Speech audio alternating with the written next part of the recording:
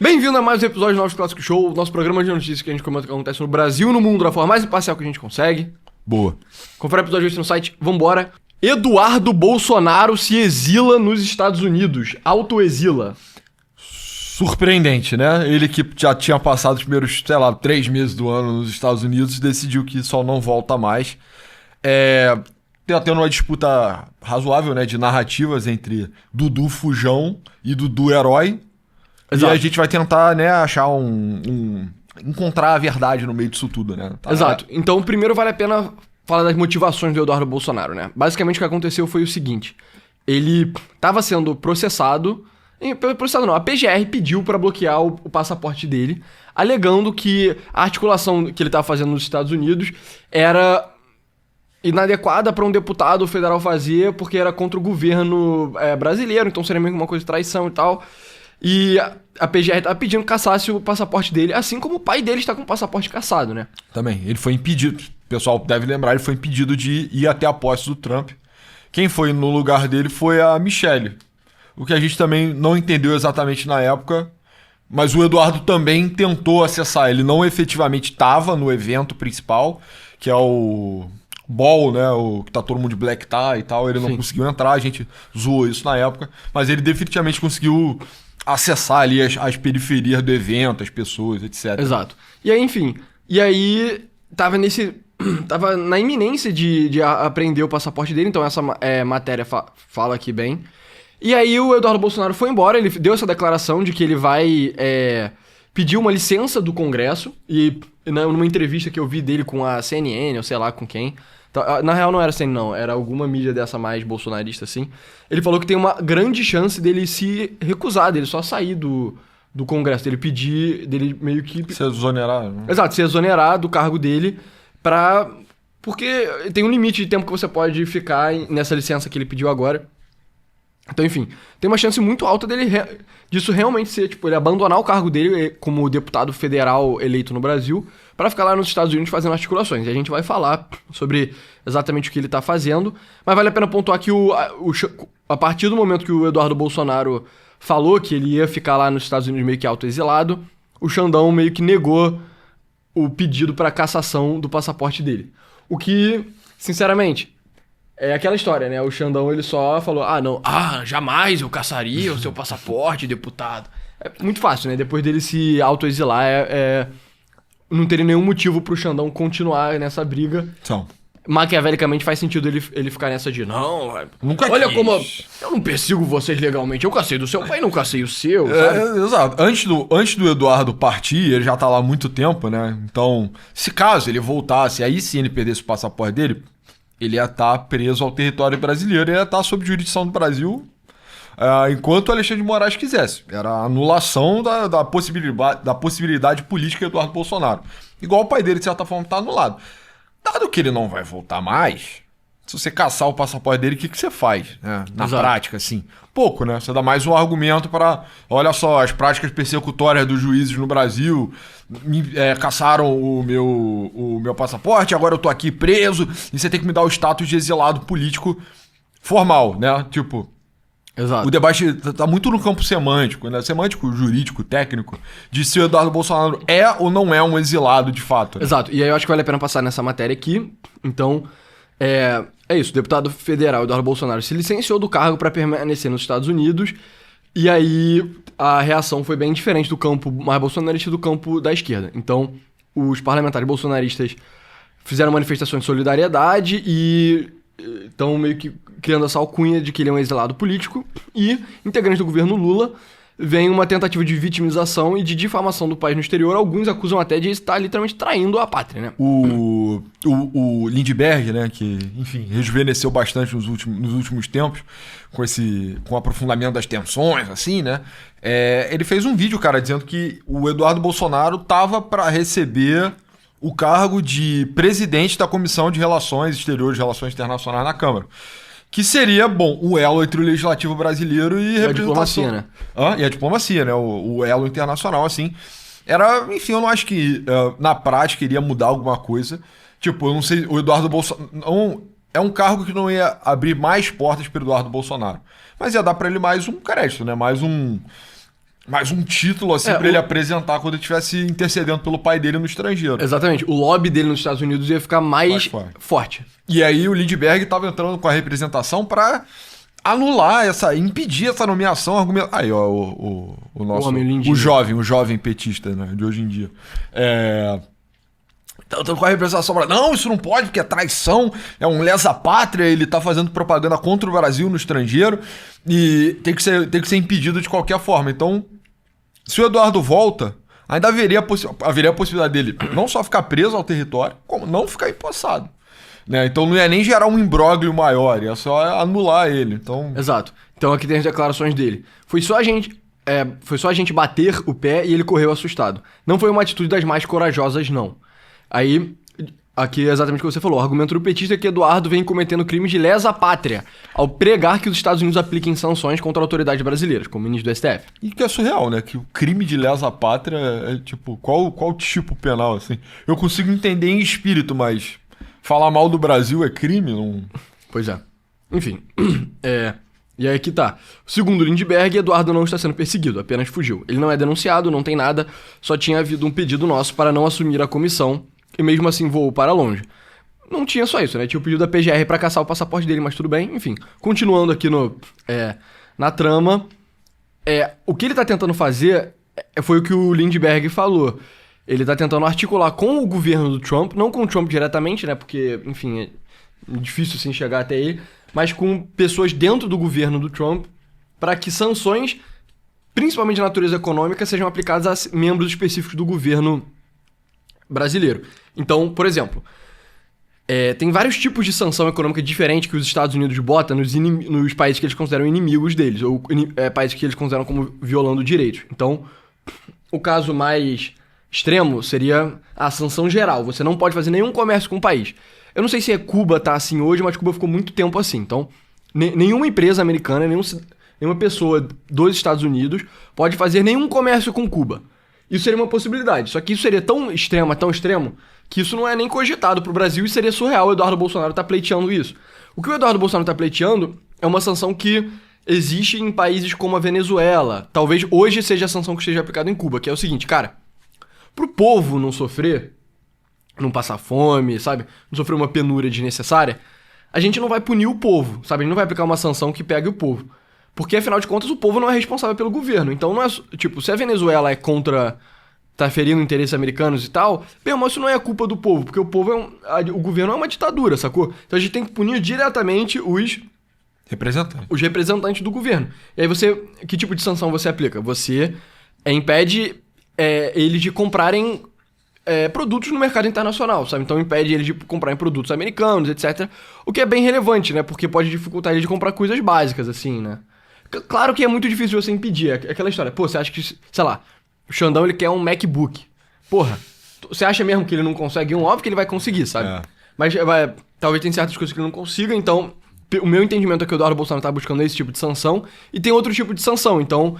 Você impedir que o Xandão visite os Estados Unidos, né? Então, que ele vá lá pessoalmente. Pra ele seria ruim, porque o Xandão, ele bem ou mal, ele é um professor universitário também, então... Ir lá fazer algumas palestras e tal, poderia ser bom meio que pra carreira dele, sabe? Pra fama dele internacional. Ele poderia botar pressão pra que os europeus também impedissem a viagem do Xandão pra Europa, e isso não seria limitado necessariamente ao Xandão, poderia ser todo mundo que é conivente com o Alexandre de Moraes. Então, poderia ser os outros ministros do STF, poderia ser, sei lá, o ministro da Justiça no Brasil, pessoas relacionadas à OAB, sei lá, pessoas do CNJ. Eu imagino que o Bolsonaro vai pleitear para tentar ser o maior número de pessoas possível, né? E na Venezuela, por exemplo, é assim que acontece. Não é só o Nicolás Maduro que é sancionado. Todos os membros do governo são sancionados. Então, é isso que o Eduardo Bolsonaro estava pedindo, né? Até que ponto ele vai conseguir, não sei, talvez consiga, porque ele realmente aparenta ter uma boa entrada com a direita lá nos Estados Unidos. A gente, eu pelo menos, eu tava subestimando o trabalho. Não, eu elogiei, mas tava subestimando a possibilidade política disso acontecer, né? Eu achava, cara, por mais que o Bolsonaro, por mais que o Eduardo tenha boa entrada, ele conheça os caras, o Trump saiba que ele existe, saiba do caso do pai dele, eu achava que E era uma narrativa muito frágil, muito dissociada das questões maiores do tempo, assim, para a política internacional americana, que tá acontecendo. Israel, literalmente, agora. E tá o encerramento da guerra na Rússia.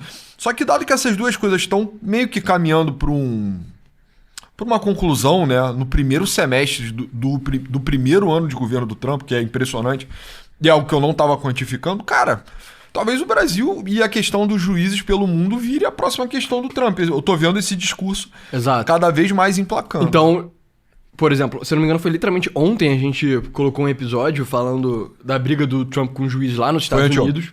Mas tem um problema com o juiz na Romênia, tem problema com o juiz em Israel, sabe? Tem problema... Essa disputa entre meio que a direita e os juízes tá sendo uma disputa global...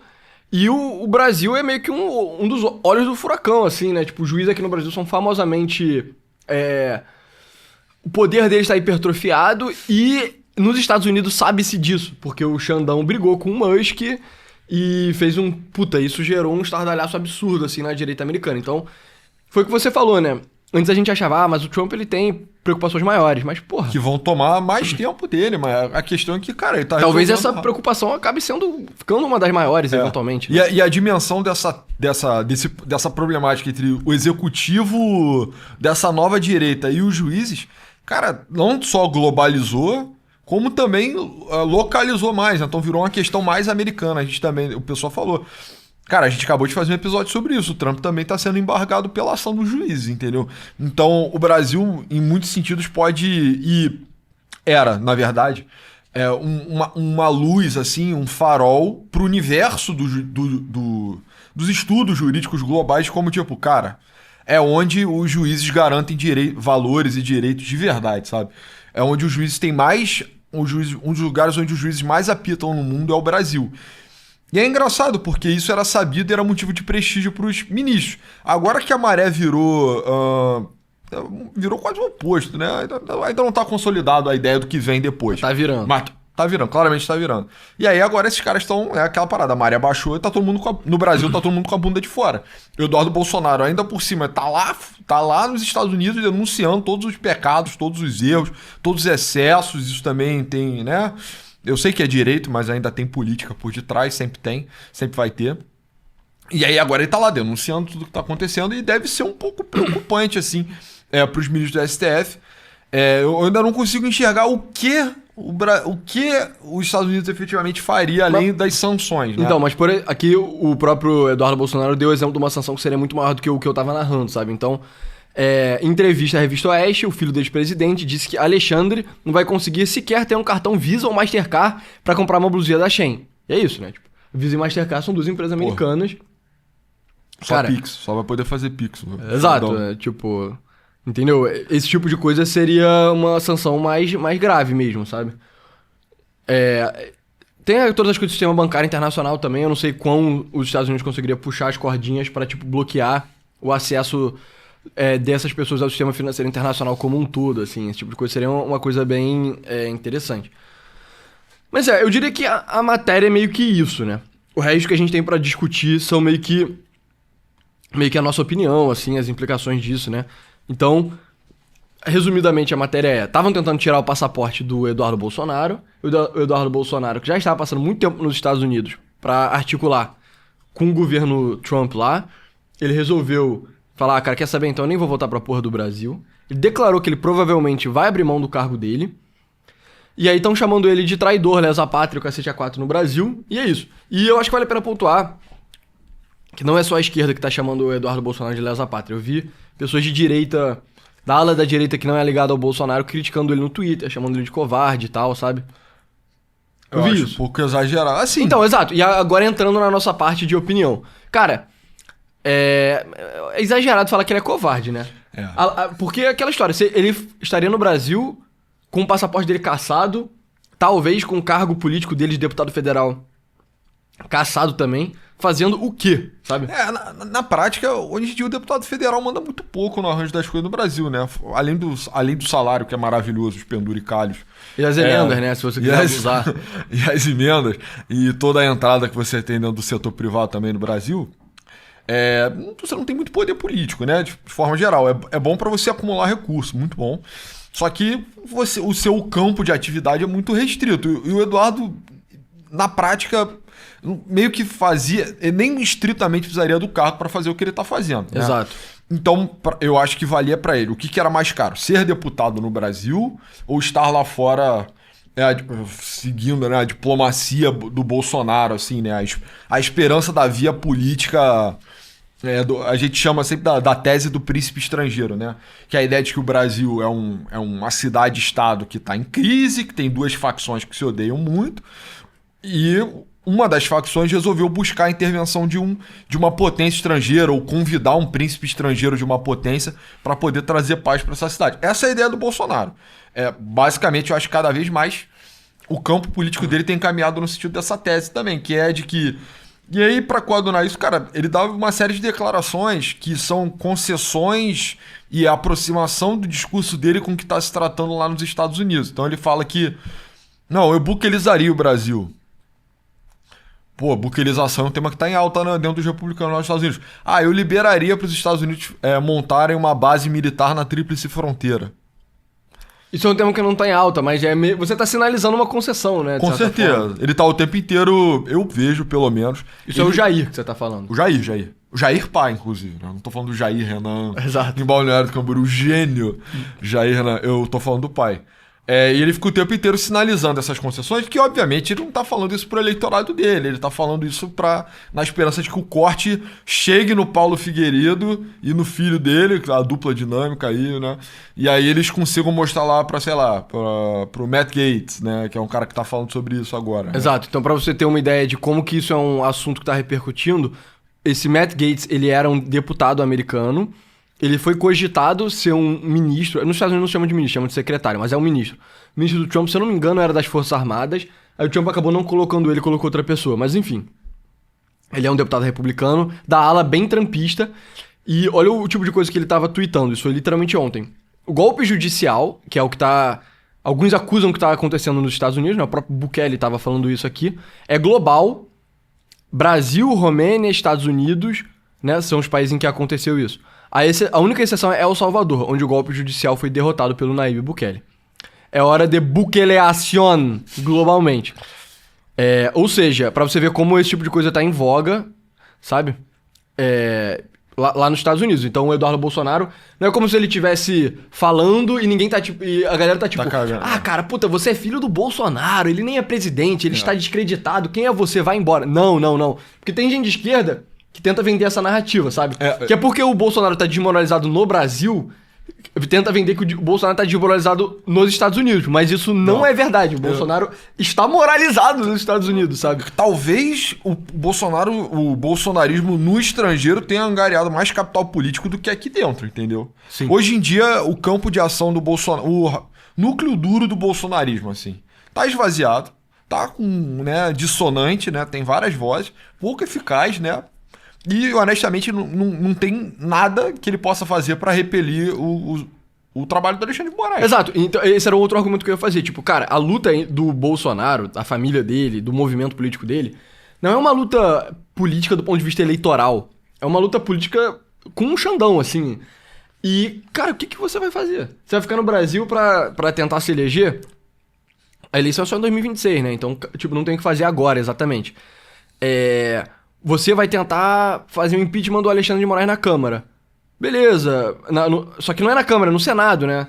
Então o Eduardo Bolsonaro, como membro da Câmara de Deputados, não tem porra nenhuma pra fazer. Sabe, você não tem o que fazer. Eu acho que talvez a estratégia de ir nos Estados Unidos tentar angariar esse suporte estrangeiro realmente seja, cara, do ponto de vista puramente estratégico, assim, maquiavélico, seja a melhor coisa que ele pode fazer, sabe? Então, eu ia comentar que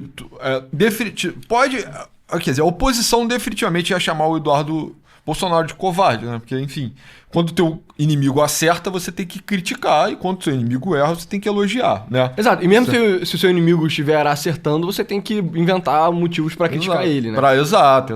Então, eu acho que a família Bolsonaro noticiou como se fosse uma grande tragédia e como se fosse um exílio político, né? E aí eu acho que olhando as coisas além do que tá posto, assim, né?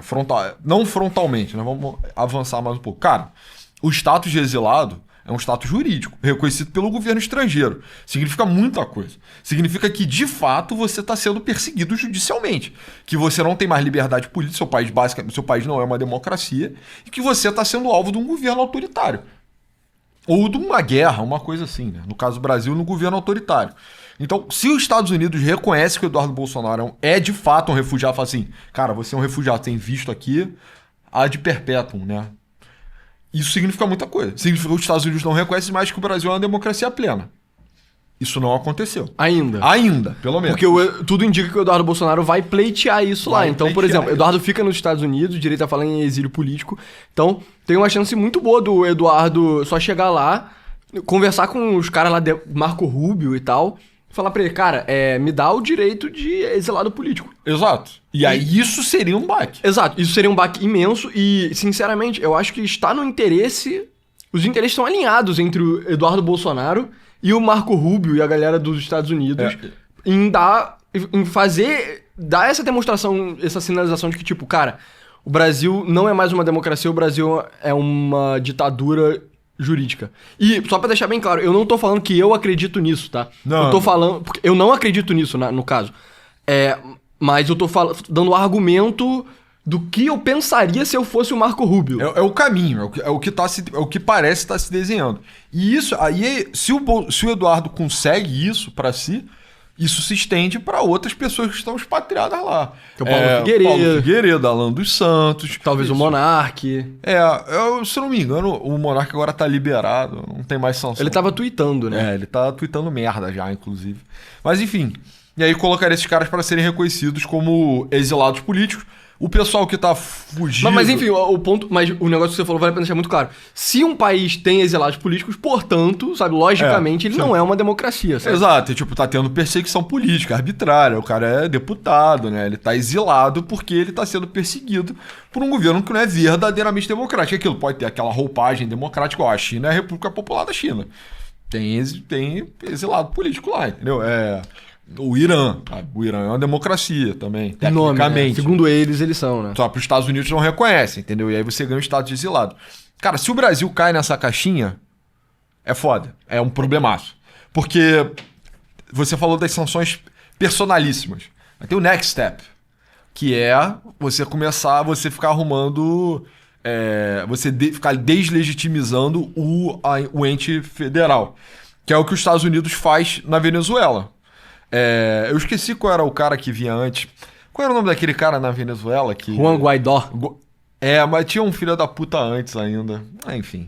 Mas enfim, os Estados Unidos vai ter uma eleição no Brasil. E aí vai ter um candidato oposicionista que perde, talvez perca, sabe? E aí os Estados Unidos vai falar que não.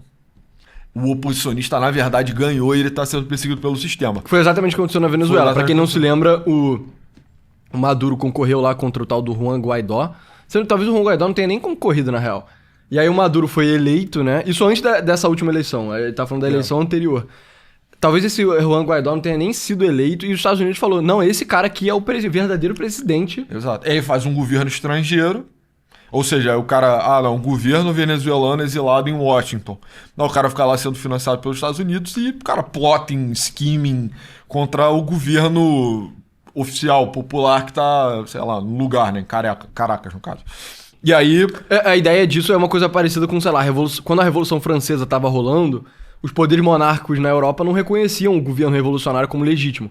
Eles reconheciam o verdadeiro rei como o Luís XVIII lá, de Bourbon e o caralho. Exato. Aí quando o Napoleão foi derrotado, eles botaram de volta o Luís XVIII Bourbon pra ser o rei da França, entendeu? Então, você abre a casus belli, né? Cara, o governo legítimo tá exilado no meu país. O governo ilegítimo tá lá. A ditadura ilegítima tá lá, extorquindo as pessoas, perseguindo as pessoas. Eu vou financiar atividades contra, eu vou sancionar economicamente esse governo ilegítimo.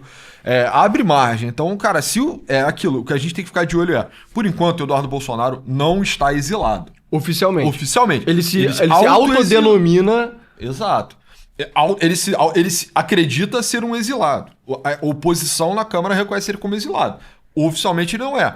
ele tá num status muito parecido dos artistas brasileiros durante a ditadura militar. Ou do João Willis, sei lá, quando o Bolsonaro foi exato, eleito. o pessoal fez muito essa comparação, o João Willis o Eduardo Bolsonaro é o outro lado da moeda do João Willis, assim. Não, Eu não sei, exatamente. eu não sei o que né? motivou o João Willis, mas Bolsonaro, se autoexilar. Ele achou que os direitos dos gays iam ser... Então, o Eduardo Bolsonaro ele tem um claim mais legítimo à perseguição política do que o João Willis tinha. O João Willis Até onde eu sei. Nenhum, né? Exato, até onde eu sei, não tinha nenhum, né? Mas enfim. O melhor amigo da mulher do Bolsonaro é um gay, pô. Afetadíssimo, muito mais. Filho do Eduardo Bolsonaro é gay. Talvez mais do que um. Tô brincando, tá? Brincadeira, Enfim. muito brincadeira. Mas enfim, então, cara, ele tá na situação parecida do Caetano, do Gilberto Gil em Chico Londres. Buarque. É aquilo, tá fazendo a diplomacia fora. Você acha que esses caras lá fora estavam falando bem ou estavam falando mal da ditadura militar? Estavam falando mal. Por mais que eles não fossem reconhecidos pelos governos da época como exilados.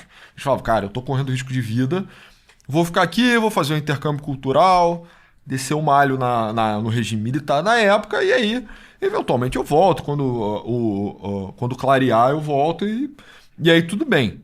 É um status muito parecido. Inclusive, porra, na época da ditadura militar seria razoável chamar o Gilberto Gil de lesa pátria? De covarde? De covarde? Não, né? Seria escroto. Eu acho que vale a pena perguntar ao Lindenberg qual seria a opinião dele, assim, né? Na minha opinião, seria ridículo, entendeu?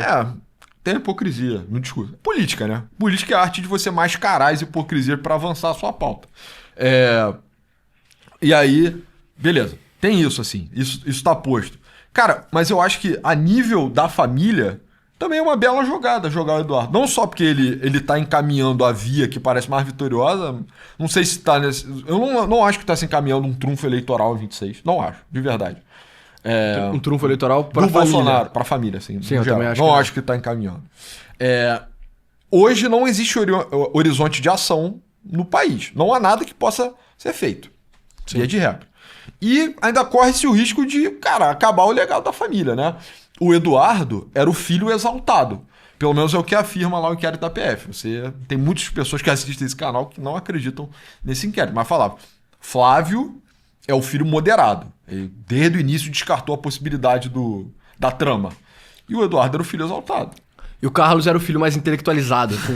Ele era tipo o arquétipo do mago, assim, o arquétipo do alquimista, sabe? Sim, mano. Que ele ficava lá no laboratório dele, como eu faço para transformar chumbo em ouro, bababá.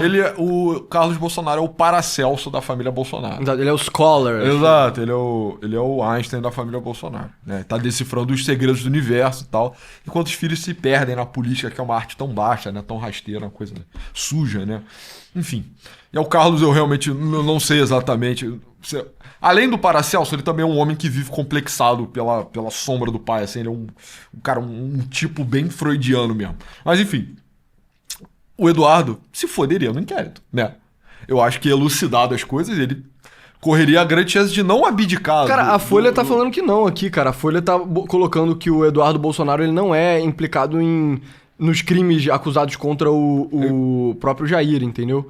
Ele não foi citado no inquérito? Cara, pelo que eu... Aqui, ó, por exemplo, apesar do tom com que comunicou sua saída no país, ele não está implicado nas principais suspeitas que pesam sobre seu pai, o ex-presidente Jair Bolsonaro. Não foi, por exemplo, indiciado no caso da trama golpista, nem foi alvo em investigações como a das joias presenteadas pela Arábia Saudita. O das joias foi descartado, né? Por decisão judicial, isso foi muito retardado. Né? Cara, puta, esse negócio das joias, cara, se mano... essa é uma das principais acusações, mano, você tá mal de acusação. É engraçado, cara. Então ele não foi mencionado no inquérito. Mas é isso, né? A parada é, cara, você não pode não ter sido mencionado no inquérito, mas você pode se você for o herdeiro aparente, eles vão inventar alguma merda pra te ferrar. Igual essa parada das joias foi... Desculpa se você não tiver ligado, mas foi basicamente uma porra inventada, entendeu? Foi. E é uma porra inventada que daí é atrapalhar o Lula, né? Esse negócio de receber presente por fora. E aí foi descartado pra não atrapalhar nenhum dos dois. Mas enfim, falei besteira. O Eduardo não tá sendo citado. Mas muita gente tava comentando que ele era o filho exaltado, que isso poderia acabar resvalando nele. Sim. Por um caminho que não tá claro ainda juridicamente, né? Mas enfim, ele também ia ser, cara, o alvo, né? Aquela parada. Mataram o filho da Cleópatra com César, pô. Porque ele era Não, ele era um herdeiro aparente ali. Mataram não, foi o próprio Augustus que matou. Matou ele. Foi o né? próprio filho adotivo, né, do Júlio César, que matou o filho do César. Ou seja, Se a sua intenção é matar o bolsonarismo, ninguém quer matar o Jair Bolsonaro, quer matar o bolsonarismo. Exato. Se for necessário, vão acabar com o herdeiro, óbvio. Sim. Exato. Mas enfim, e aí o pensamento maior que eu tenho é tipo, cara, muita gente na esquerda fica, nossa, mas é absurdo o que o Eduardo Bolsonaro tá fazendo, porque ele tá conspirando com poderes externos pra mudar a política no Brasil. Eu entendo esse argumento, mas, cara, do fundo do coração eu acho um argumento ruim, assim, porque, mano, a política no Brasil, ela degringolou, ela não é mais uma política feita todo mundo com as mãozinhas limpas, entendeu? Não, todo mundo tem que sujar as mãos pra fazer política no Brasil. O Alexandre de Moraes, ele tem sido o cara das mãos sujas pra atacar o bolsonarismo, sabe? Pitbull. E a gente já falou disso várias vezes. É tipo, cara, o Xandão, ele tem meio que um mandato que é tipo, mano, faça o que for necessário pra acabar com o bolsonarismo. E a única coisa... E não tem nada entre você e Deus, assim. Não tem uma lei que você tem que respeitar, não tem porra nenhuma. Você tem que respeitar. E beleza, o Xandão tá fazendo a coisa dele e... Tudo bem, esse tipo, não tá tudo bem, sabe? Mas esse tipo de coisa meio que acontece de tempos em tempos em política. E aí você acha que o outro lado não vai fazer nada sujo, sabe? Que é você conspirar, bem ou mal, né? Conspirar com forças exteriores contra os inimigos políticos deles internos. É tipo, cara, se você tá quebrando a lei, né? Pra perseguir, ou pelo menos fazendo interpretações bem, né, criativas, assim, da lei, pra perseguir seus oponentes políticos, cara, prepare-se que seus oponentes políticos vão fazer a mesma coisa, assim. Uma das belezas, assim, da democracia é que, como você tem vias institucionais e pacíficas e sob o jugo da lei, sabe, pra atingir o poder, acaba sendo desnecessário que as pessoas façam coisas ilegais pra conseguir a lei, né? Então, o melhor exemplo disso isso é um bom argumento de por que democracias são bons pra estabilidade de um país, pra que ele seja pacífico, pra que ele não tenha guerra civil, sabe? Porque, imagina, se um país é uma monarquia hereditária, é tipo, cara, se você quer ser o rei, a única via pra você virar o rei é você matar o rei, entendeu? Então, naturalmente... E os herdeiros. E os herdeiros, exato. Então, naturalmente, se a chapa começar a esquentar muito politicamente e as pessoas quiserem muito substituir o rei, cara, eles vão ser obrigados a fazerem coisas violentas e ilegais, sabe? Pra atingir esse poder. A beleza da democracia é que não, você só, espera a sua vez, vai chegar a eleição, e aí na eleição, se você ganhar, parabéns, você é o presidente. Dado que cada vez menos isso tem sido o caso no Brasil, é isso, cara, vai degringolar pra coisas cada vez mais loucas, assim, tipo, ilegais. Que seria o caso de você conspirar com poderes estrangeiros pra você tomar o poder no Brasil. Além disso, outra coisa que eu penso também é, cara, a disputa entre tipo, esse argumento de, meu Deus, o Eduardo Bolsonaro está traindo a pátria e tal, é tipo, cara, mano, a gente tá no século XXI, a gente não tá no século, XVIII, assim, sabe? Tipo, os estados-nação, eles já não são mais tão verdade quanto eles já foram, se você parar pra pensar bem, entendeu? Tipo, a disputa política... Ela não é uma coisa muito circunscrita aos países, ela é uma coisa muito internacionalizada. Então, você vê, o Trump, ele se importa com a política dos outros países. Então, ele manda o J.D. Vance pra falar das eleições na Romênia. Ele manda o J.D. Vance pra dar uma puxada de orelha nos alemães por causa de liberdade de expressão. O Elon Musk fica tweetando e comentando coisas sobre política na Inglaterra, sabe? Os europeus, eles anularam a eleição na Romênia. Você vê, já teve muito envolvimento político de países, não só os Estados Unidos, mas europeus também, no próprio Brasil há décadas. Então você tem a ONG fazendo coisa no Brasil, você tinha, tipo, sei lá, coisa que a esquerda adora pontuar, o Sérgio Moro estava sendo treinado nos Estados Unidos, sabe? Pra perseguir o Lula e tal, enfim. Até que ponto isso é verdade ou não sei. Mas o fato é... É mais o Deltan. Era o Deltan, né? Enfim. Mais o Deltan. Cara, a política não é uma coisa mais tão, tipo, restrita ao âmbito nacional. Na minha opinião, a gente já falou, tem uma live sobre isso no Novos Clássicos, o período que a gente tá vendo hoje é um período meio que análogo, assim, à Reforma Protestante na Europa em 1500. E, cara, você como um protestante num país católico, ou um católico num país protestante... Bem ou mal, você meio que é mais aliado dos protestantes em outros países do que você é com seu próprio rei, que não é da sua religião. Mas isso é absurdo, blá blá blá. Tipo, cara, é o fato, assim, é a realidade das coisas, entendeu? Cara. Então não tem como você esperar uma coisa diferente. É natural que que o Eduardo Bolsonaro ele vai buscar o aliado protestante dele lá nos Estados Unidos, que agora é o rei da porra do país mais rei, entre aspas, né? Do país mais poderoso do mundo. É natural que isso vai acontecer, sabe? Da mesma forma que quando o Xandão e a galera do Lula, assim, tava meio que perseguindo o Bolsonaro, a galera do Joe Biden tava aplaudindo, assim. Os europeus estavam aplaudindo, sabe? Tem esse movimento, sabe? E natural, cara, é os tempos que a gente tá vivendo. Então, esse argumento de, nossa, mas é um lesa-pátria e tal, ele, tipo, beleza, no jogo político são palavras que você pode falar que vão surtir o efeito de talvez te dar mais poder, sabe? Mas como um argumento em busca meio que da verdade, assim, ele é totalmente inválido, na minha opinião. Não existe, né? Ainda é importado da política argentina essa história de lesa-pátria. Isso é uma ofensa peronista. E o que eu acho engraçado, cara, é que você... Assim, o que tá acontecendo, o status do Alexandre de Moraes, ele é excepcional. Eu diria que ele não tá contido na tradição democrática, mas ele tá contido na tradição republicana de certa forma. Quando as coisas vão mal e o país vive uma crise... A República, ela desenvolve um mecanismo para garantir poderes a um homem forte. Isso é uma coisa profundamente romana. República Romana. Early República Romana. Não vamos falar o nome do cargo, né? Exato. Pesquisa isso, se você quiser saber o nome do cargo, né? Pesquisa o nome do cargo. Isso ainda está contido na tradição republicana. Não é democrático, né? Não tem um mandato popular, ele não foi votado. Mas ok. Ainda que esteja contido na tradição republicana, cara, a gente tá entrando no lado B do livro. Então, tipo, práticas mais sujinhas, coisas mais aqui e lá, né? Mas não são absolutos, morais, assim. Não é aquela coisa perfeita da república, mas acontece, né? Pra fim de praticidade, a gente entende que é ok, é tolerável, né? Contanto que seja temporalmente marcado também. Eu não acho que o que tá acontecendo em relação a Alexandre de Moraes é absurdo, num nível... Cara, o Eduardo Bolsonaro exilado político, cara, sanções ao governo brasileiro ditatorial, porque o Alexandre de Moraes não tem um projeto de governo. Ele meio que tá resolvendo uma crise. Exato, ele só... Os assuntos no qual ele age com poder exagerado são assuntos relativamente restritos, assim, né? Pontuais. Ele é como se... Assim, os etruscos estão novamente saqueando a cidade. Vamos colocar um interventor para resolver a coisa rápido. Os etruscos são os bolsonaristas, né? Tá bom, a gente já tá no lado B da coisa. O que o Eduardo tá fazendo também tá no lado B. Que é, eu não tenho artifícios políticos para resolver essa questão aqui. Eu vou procurar alguém mais forte. E o pessoal tá falando perfeitamente. Inclusive, a próxima notícia, de certa forma, é sobre isso. O Brasil sempre foi um território disputado.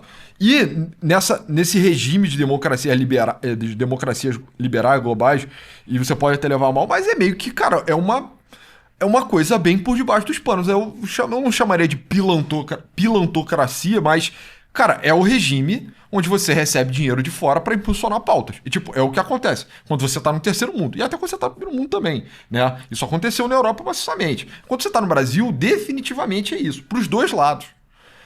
Eu diria até que mais pro campo do Lula, definitivamente. Com certeza, assim. As ONGs internacionais são dinheiro estrangeiro buscando influenciar a política no Brasil. Exato. E isso acontece maciçamente. Então, de certa forma, não é como se o lesa-pátria fosse unilateralmente Eduardo Bolsonaro, o único que está alheio aos interesses nacionais, que fudeu o Brasil, porque o dinheiro está cantando dos dois lados. Esse, na real, eu diria que o que define o regime político que a gente vive hoje é justamente que os interesses são invisíveis, basicamente, são internacionais, são muito escondidos, então a gente tem pouquíssima transparência política.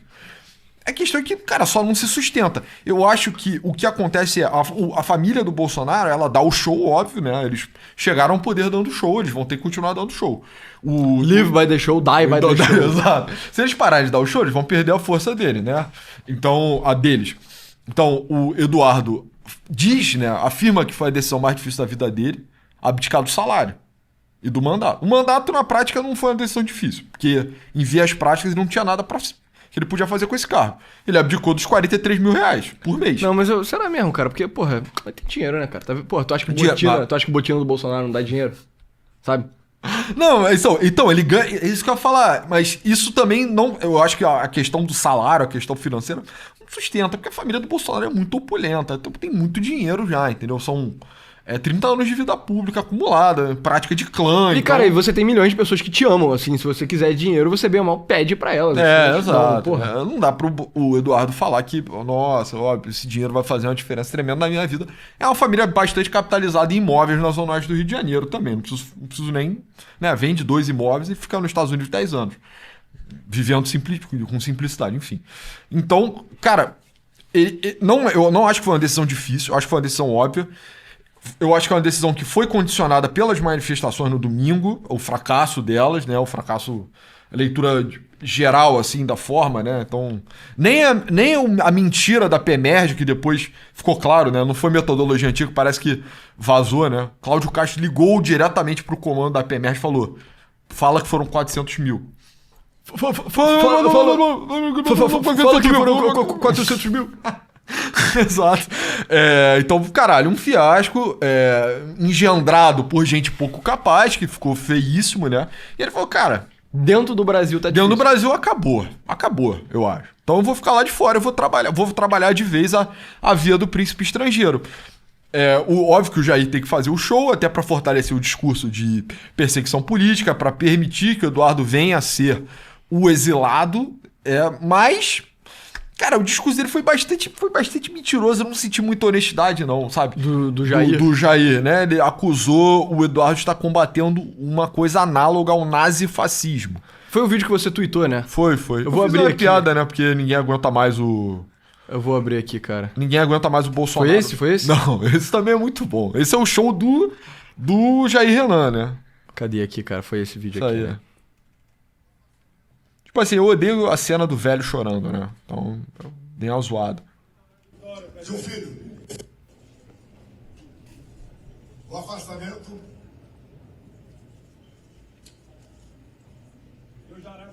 De um filho. Mas um filho Sérgio se Moro, afasta mais do que por um momento de patriotismo. Se afasta para combater algo parecido com o nazifascismo que cada vez mais avança em nosso país. A liberdade não tem preço. Ouso dizer que a liberdade é mais importante que a própria vida. O exemplo de Israel está vivo em nossos corações. É um povo que só se explica a sua sobrevivência e a essência do Estado como um milagre de Deus. Gostei que ele botou Israel na parada também, né? Porque também tem a via da Mossad, né? Tem. A via da Mossad eu não posso nem falar aqui, senão vou correr risco também, mas envolve funeral precoce dos inimigos do bolsonarismo. Mas enfim, cara, uma cena deprimente, né? Ver um senhor de idade chorando, eu não acho... Enfim, a gente sempre fala, cara, líder tem que ser forte. Essa porra de coitadismo, você até pode colher o resultado no curto prazo. Mas no longo prazo, você... É o que é um velho chorando. Então ninguém aguenta mais isso. O Bolsonaro tem chorado demais, assim, nos últimos dias. Segundo, que porra de coloração é essa? O bicho tava meio vermelho. O cara...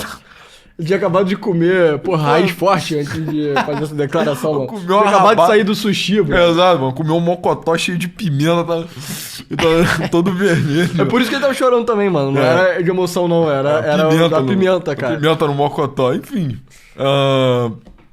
Mas nesse discurso, cara, o Bolsonaro chega ao nível de importar o discurso da esquerda, né? Eu não sei orientado por quem. Nazifascismo.